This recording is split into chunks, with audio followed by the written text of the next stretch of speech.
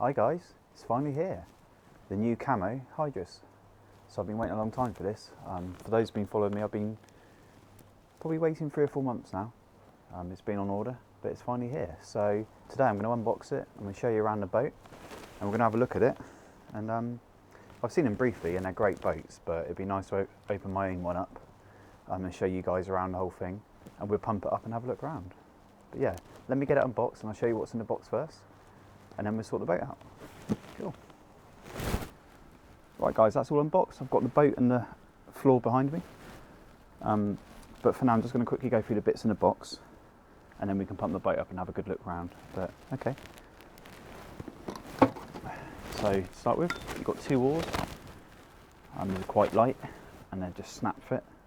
Obviously you have them on the boat to row out when you launch, or the last bit when you go back in, or in an emergency. These will get you out of trouble as long as you're not too far out. But yeah, there's 2 of those. We actually have quite a decent pump here. This is a hand pump obviously, but it does have a dial on it, so you can pump the boat up fully using this, but I won't. I've got a Bravo pump in the garage that I'll be using, so hopefully I'll never have to use this, but it's good as a backup. So we have 2 aluminium bench seats. Yeah, got 2 here. I'll probably only be using one when I'm out solo, and you know, if I've got other people I might use it, we'll have to wait and see. But on here I plan to have my fish finder bolted to the seat, and I've got a separate cushion for comfort when I'm travelling. But yeah, these have got two grippers there, and they slot into the side rail on the boat, and I believe you can adjust them up and down to have them exactly where you want them.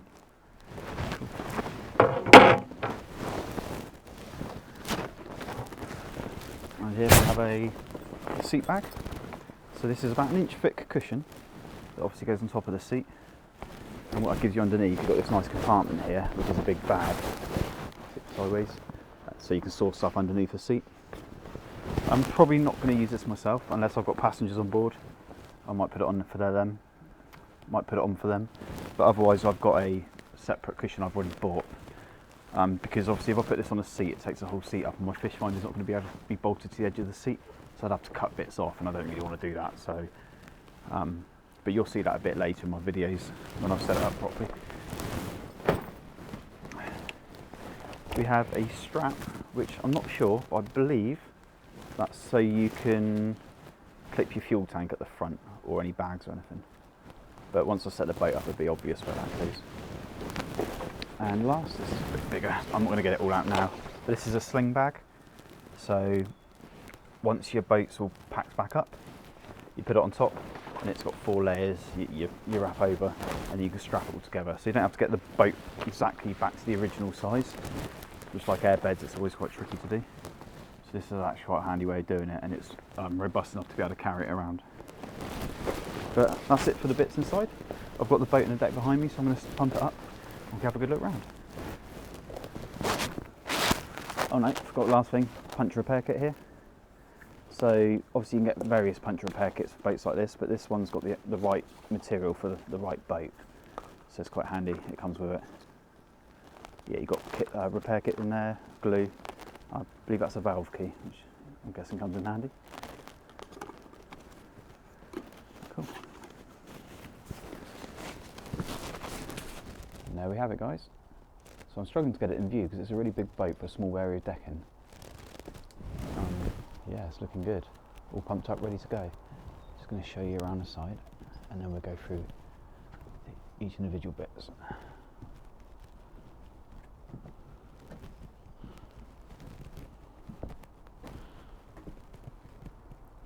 Cool, let's start at the front.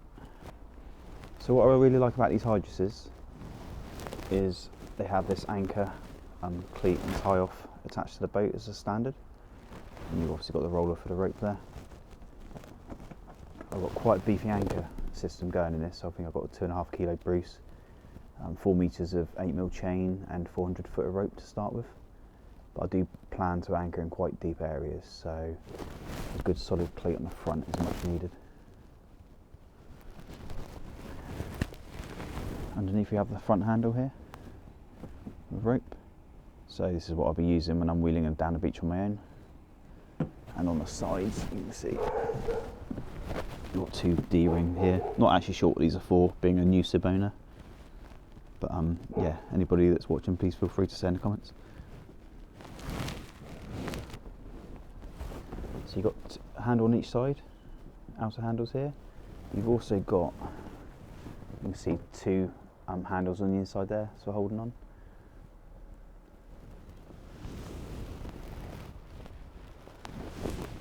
So at the front, we have buckle points. There's 2 there, and then there's 1 on each side, slightly further back. And these are so you can attach straps, which I'll be doing to tie off my fuel tank at the front, tackle box, dry bag, all that kind of stuff. Because the last thing you want is when you're picking up some speed is everything in the boat flying all over the place. So they're much needed. I've got the 2 aluminium seats there, which I mentioned briefly at the start of the video. So I'll always use the back one, obviously. That's going to have my fish finder installed, but this one here, I'm probably not going to use it solo. And when I've got other people on the boat, we'll see. Maybe I'll take it out and they can sit on the tubes, and it just allows you to move around the boat a bit easier. But it's handy having the option anyway. So here you actually have 2 Velcro straps here, and that's so you can put the oars on the inside. So when you're fishing, the last thing you want is these oars in the way and you're dragging up a big fish. It's just something that's getting away from me, so I'm going to take these off when I'm using it, and I'm going to put them on the inside here. Much better for me. So there's options to come with rib ports or without. I went with, obviously. So these are going to be my rod holders here. There's 2 there, and there's 2 on the other side. So it's got 4 as standard, which is, for me, you can never have enough. I think I've got, I don't even know how many I've got in the kayak, but it's a lot more. So I'm probably going to add 1 at the front somewhere. It's just going to be a camera point.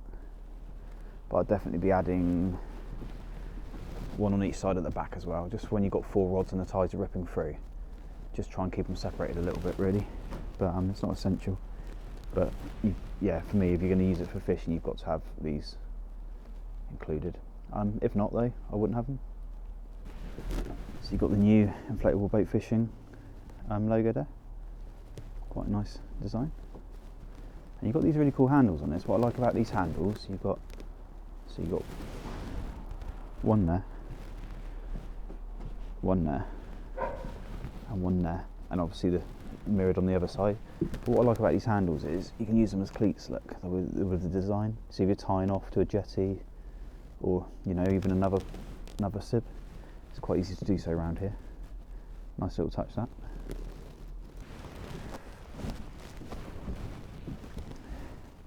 So moving around to the back, got a nice thick sturdy transom here. I will be installing wheels to it hopefully in the next day or 2, and a transducer mount. I'm not sure exactly how I'm going to do that or where, so that being another video. But you have here these are splash guards to stop spray from the outboard coming over. Got the reinforced bit there for the outboard. Looks lovely and sturdy.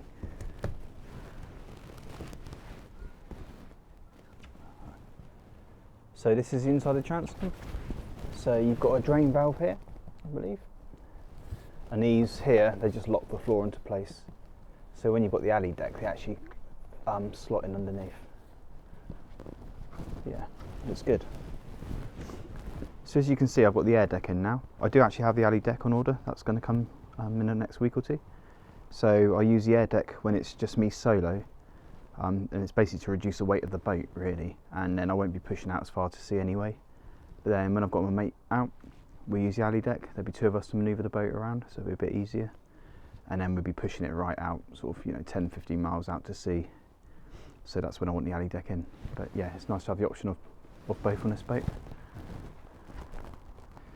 So I did actually buy a big rubber matting that I was going to cut out in the shape of the floor here and then put over the top to protect the air deck. But I mean, to be honest, you really don't need to, I don't think. So I think the original Hydrus floors are 0.9mm, but Carlo's had another 0.7mm added to the top. So the whole thing now is 1.6mm. So I really don't think spines and hooks are going to go through that. It takes something drastic. not sure if you can see them, but these bits here, they're two flaps, and what they're for is you can put a strap through there and you strap down your fuel tank or anything else really, anything you want to strap down there. So it's got one at the back there and then it's got one at the front. So for me, I'll be strapping a fuel tank to the front because I've got a very top heavy engine. It's right at the top of the weight range.